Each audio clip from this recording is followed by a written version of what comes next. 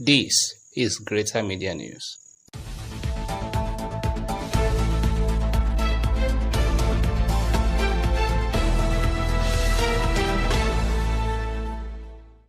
Welcome to Greater Media News. My name is Aderinsola Ogunleye. Here are the top stories.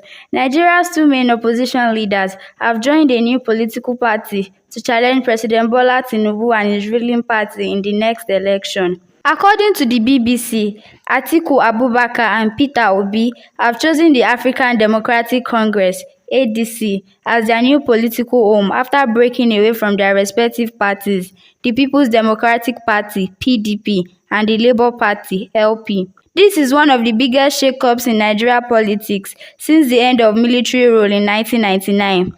Some political heavyweights from Tinubu's All Progressives Congress (APC) party have also thrown their weight behind the formation. The announcement is the culmination of a series of talks between the leaders to put up a united front in the 2027 election rather than splitting their votes.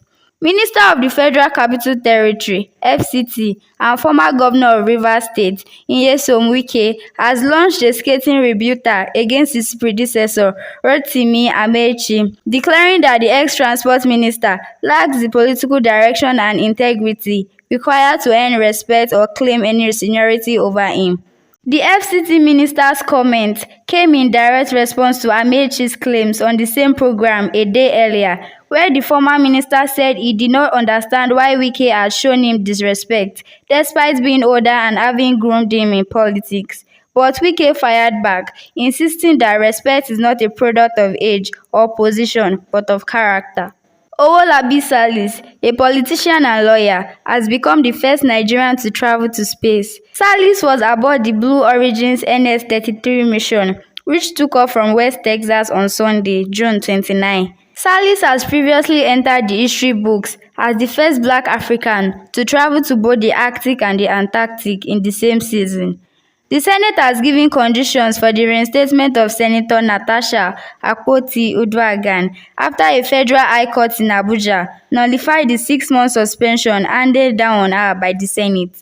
Justice Binta Nyako, in her judgment on Friday, ordered the Senate to reinstate the Kogi Central Senator, describing her suspension as excessive. The court stressed that the two legislations failed to specify the maximum period that a serving lawmaker could be suspended from office. Justice Nyako said that while the Senate had the authority to discipline its members, such disciplinary actions must not strip citizens of representation in the National Assembly. On foreign scene, the WhatsApp messaging service has been banned from all United States House of Representatives devices. Citing data security concerns, a memo issued on Monday by the Office of the Chief Administrative Officer, the House Office of Cybersecurity, flagged WhatsApp as a high-risk app due to the lack of transparency in how it protects user data, absence of stored data encryption, and potential security risks involved with its use. A doctor in Florida has used a robot to remotely perform surgery on a cancer patient thousands of miles away in Africa. Vipul Patel, the medical director of the Global Robotic Institute at Orlando's Advent Health, recently performed a prostatectomy, which removes part of all the prostates on Fernando da Silva of Angola.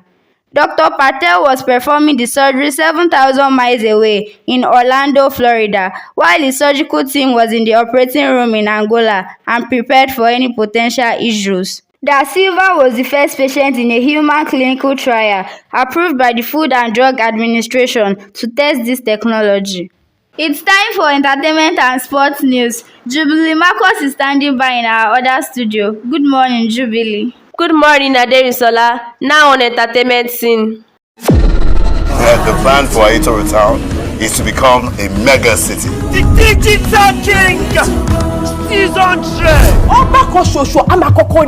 Nobody will tell me that I will not become the next banner of Ayétoro. Ọmọ àlè ló máa rí ìbínú tí kò ní bínú.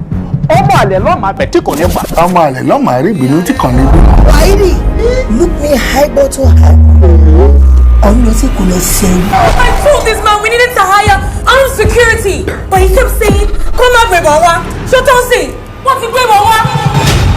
Ayetoro Town Season 2, directed by Funke Akindele, has been released. It premiered on June 22nd on the Fan YouTube channel. The new season promises a blend of comedy, drama, and life lessons, continuing the story from the first season, which debuted 5 years prior. On sports, Liverpool player Diogo Jota and his brother were killed in a car accident in Spain when the Lamborghini they were in veered off a road and burst into flames, police said Thursday.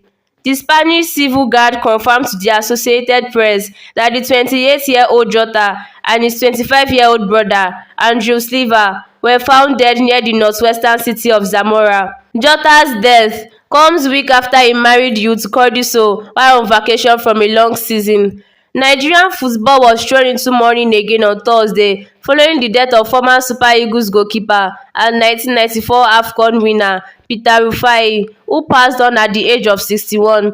Rufai was said to have died in Lagos in the early hours of Thursday following a brief illness. The NFF described him as a giant of Nigerian football and one of the country's most iconic players. That's all from my end. Back to Aderinsola for the rest of the news. Thank you, Jubilee.